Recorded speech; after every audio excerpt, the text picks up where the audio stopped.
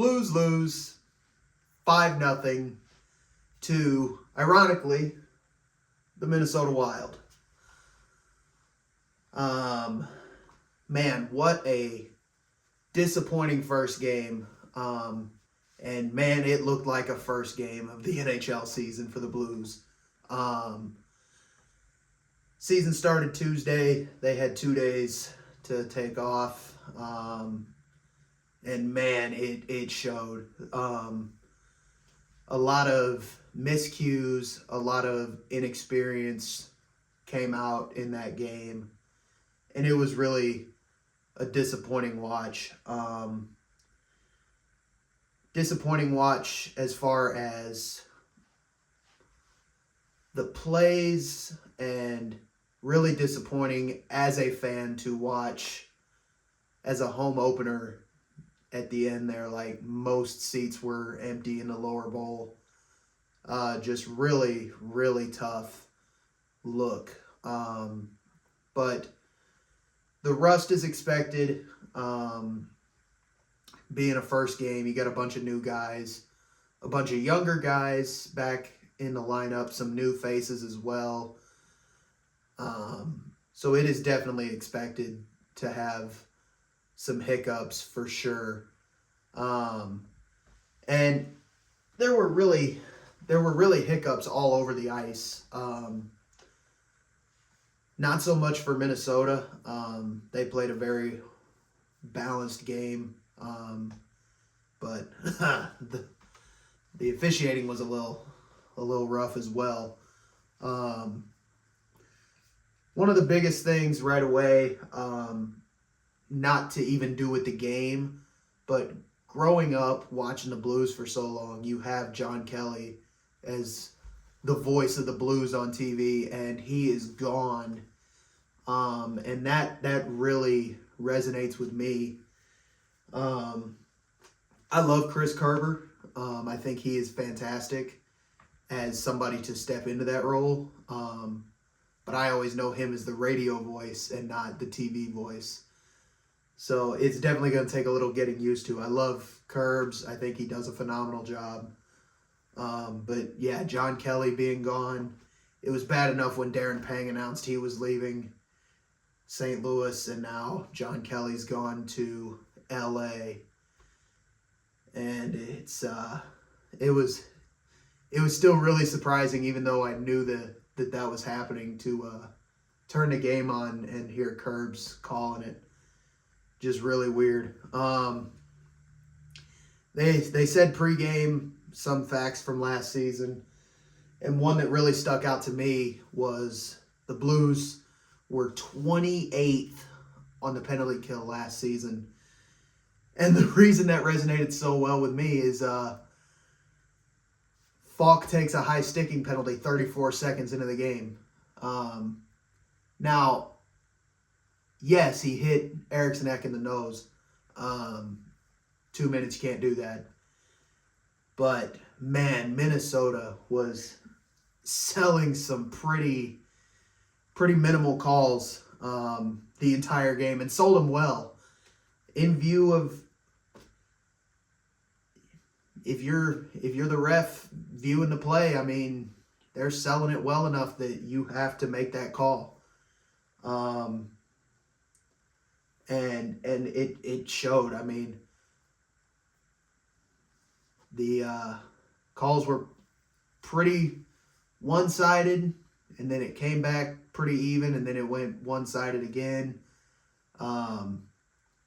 Call them terrible calls, but you really got to give it to Minnesota. I mean, if you can sell the call enough and get away with it, then you take it and run with it. I mean, it is what it is.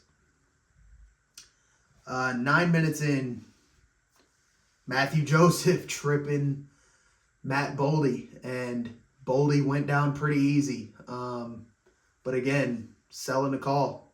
You got to do what you got to do.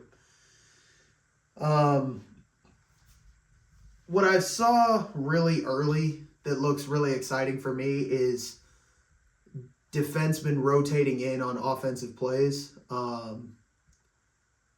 And if that continues, the offensive side of the ice is going to be really exciting to watch this season. And yeah, I mean, I saw Parayko get into quite a few plays. Broberg loves to get in on some plays. And I really think that that could really boost goal production if that continues. Man, couple of big chances. Thomas had a breakaway early-ish into the first period. Got a steal, led right to a breakaway, but he held the puck too long. I was really hoping he got that turnover, like probably at the hash marks, and I was really hoping he would just let it rip, and he tried to do some moves, fake out Gustafsson, and it just didn't work out for him. Same shift, he got another steal that led to a 3-on-2, and nothing came of that either, which was very unfortunate. Blues were sticking with him for most of that first period. It was pretty even, some sloppiness, but they got away with it. But man, less than 5 minutes left in the first. Hartman scored, and what I said about the inexperienced Mayu batted it down with his glove to no one around at the blue line, and the Wild were able to skate right in and score. Really unfortunate break. I saw the intention, but it was not a good play. And Mayu, being as young as he is, I think he's going to be great when he figures out what to do when. He had some pretty bad he had some pretty bad miscues the duration of that game, and it showed, and it burned the Blues.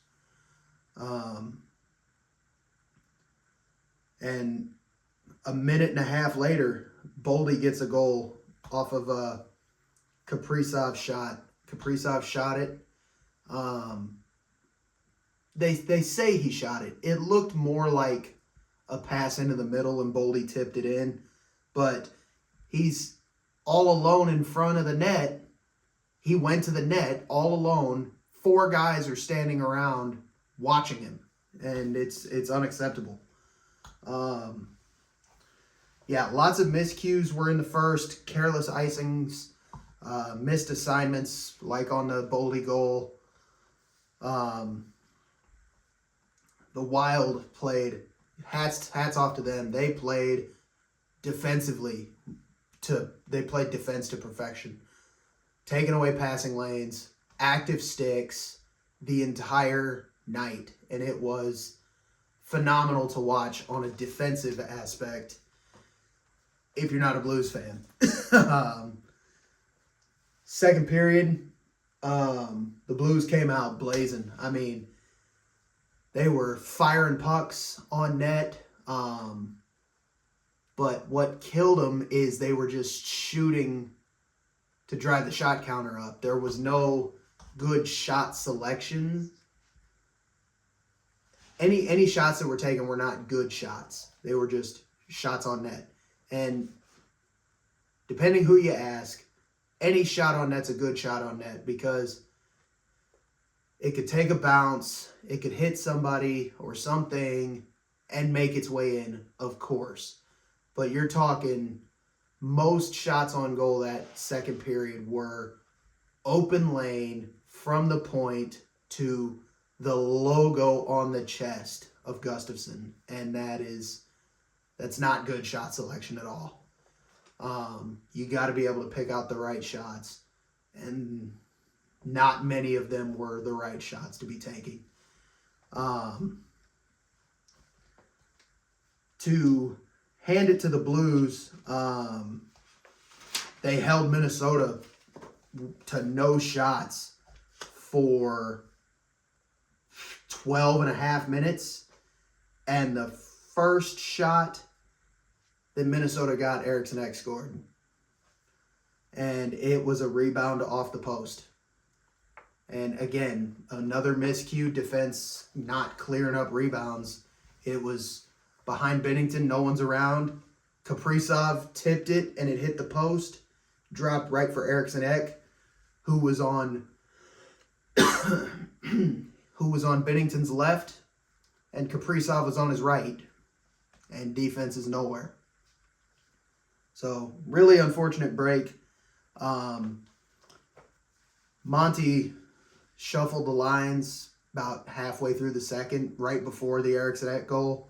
And there really wasn't any sustained pressure any time after that.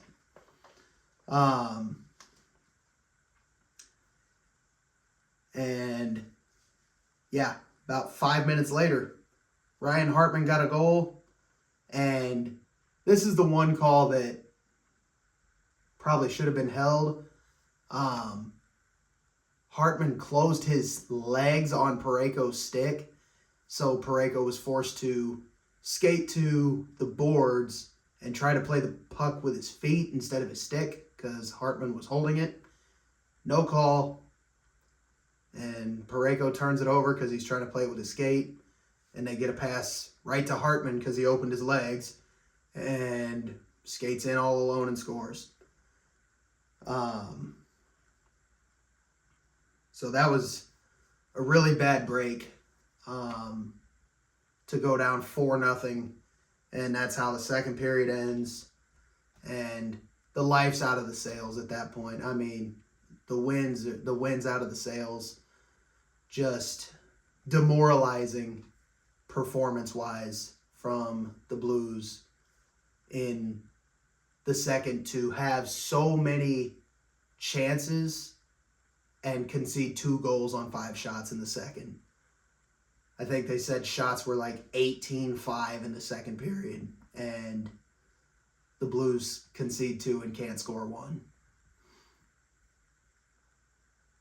And then towards the end of the game, Rossi got a goal, another rebound on a blocked shot. It hit Tucker in the back, and defense couldn't clean it up, and Rossi was able to score it. And that came off of Robert Thomas got a really good look. Gustafsson never saw the puck. It hit right where the post and crossbar meet in the top corner. And everyone thought it was in because it zipped right back out. And then we saw the replay and it was off the bar. But that led to an icing call not long after that. And that set up Minnesota's top line against our third pair of defense, Tucker and Mayu, and got burned on it. And it's on paper the worst performance in opening night history for the Blues. They have never, until tonight, never been shut out on opening night, home or away, in 58 years. And obviously there's rust that's got to be cleaned off. They'll dust some cobwebs off. They just got to play better. All across the board. Better shot selection. Clean up simple mistakes. And go into Calgary on Saturday and get a win.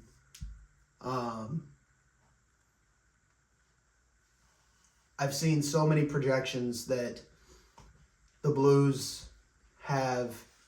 I've seen second last in the Central behind the likes of Minnesota, Utah, Winnipeg, Dallas, Nashville even, only beating out Chicago. And I've seen projections of them winning the Cup or anywhere in between. And a lot of people have said that this is the hardest Blues roster to predict a finishing position because you have the veteran presence and the young guns that can put together a winning performance. And coming off of that magical playoff run from last season, you would expect a little fire that just didn't seem like it was there tonight. But they got Calgary on Saturday, who they beat out in a tiebreaker to claim the last wild card spot last season. And they used that to almost push Winnipeg, the President Trophy winners, out of the playoffs round one. So I am not concerned about this season, but if I see more of what we saw tonight, there's going to be problems, and quickly. So that is all I have for game one. Thank you so much for watching. Click like, click subscribe, and we will hopefully get our first win of the season against Calgary on Saturday.